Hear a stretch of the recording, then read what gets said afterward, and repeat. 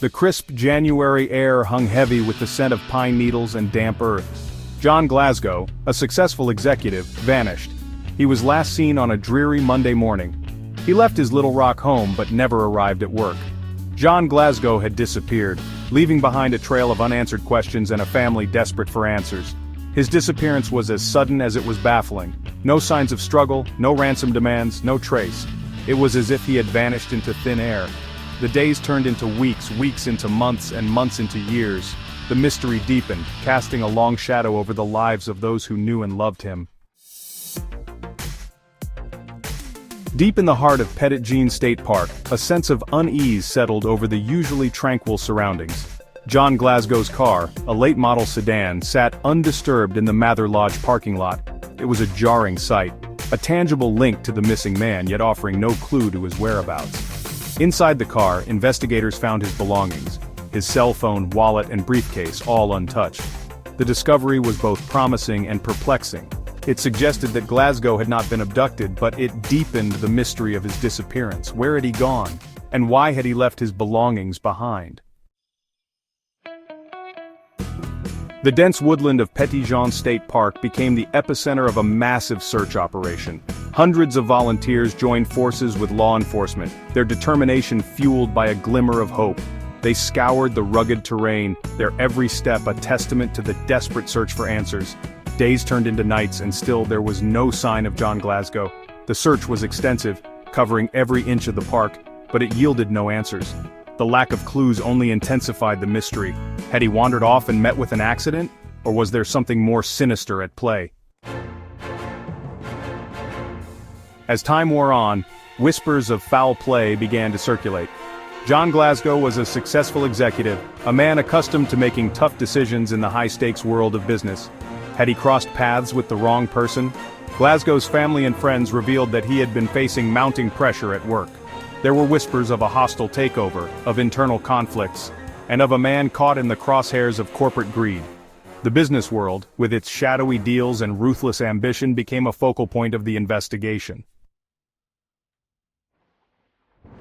Section 5. A Troubled Mind.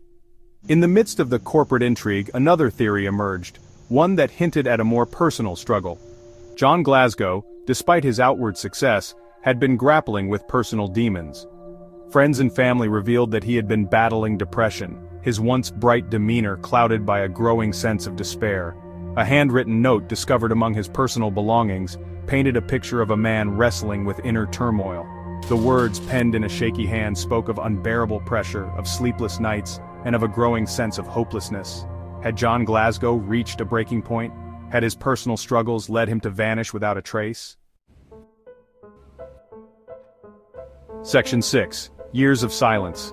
Years passed, seasons changed, and still, the mystery of John Glasgow's disappearance remained unsolved. The initial flurry of media attention faded, the search parties disbanded, and the whispers of foul play died down to a murmur. Yet for those who knew and loved John Glasgow, the pain of his absence lingered, a constant ache in their hearts. His wife, Melinda, became a tireless advocate, keeping his memory alive, clinging to the hope that one day, the truth would be revealed. She organized vigils, distributed flyers, and never stopped believing that her husband would be found. But as the years turned into a decade, the hope began to dwindle, replaced by a numbing sense of resignation. Section 7. A Grim Discovery. 7 long years after John Glasgow vanished, a glimmer of hope, albeit a tragic one, emerged from the dense undergrowth of Petit Jean State Park. 2 hikers, drawn off the beaten path by the promise of a scenic vista, stumbled upon a chilling discovery. A human skull, bleached white by time and the elements, lay partially hidden beneath a thicket of thorns. The discovery sent shockwaves through the community, reawakening the long-dormant mystery of John Glasgow's disappearance. Forensic experts descended upon the scene, their meticulous examination revealing the grim truth: the skull belonged to John Glasgow. Section 8. Unanswered Questions. The discovery of John Glasgow's remains, while bringing a tragic end to years of uncertainty, only deepened the mystery surrounding his disappearance. The cause of death remained elusive, the passage of time having erased any telltale signs. Had he taken his own life, seeking solace in the solitude of the park? Or had he met with foul play, his body left to decompose in the unforgiving wilderness? The investigation into John Glasgow's death was reopened, old leads re-examined, and new theories explored. But the passage of time had woven a tangled web of speculation and uncertainty, making it nearly impossible to separate fact from fiction. The puzzle pieces were there, but they refused to fit together, leaving investigators and loved ones grappling with more questions than answers. Section 9. A mystery remains. In the annals of unsolved mysteries, the case of John Glasgow stands as a chilling reminder that even in an age of advanced technology and forensic science, some secrets refuse to be unlocked. The dense woodland of Petit Jean State Park, once a place of tranquility and natural beauty, now holds a dark secret, a silent testament to a life cut short and a mystery that may never be fully solved. John Glasgow's disappearance serves as a haunting reminder of the fragility of life, the enduring power of secrets, and the relentless pursuit of answers that may forever remain out of reach.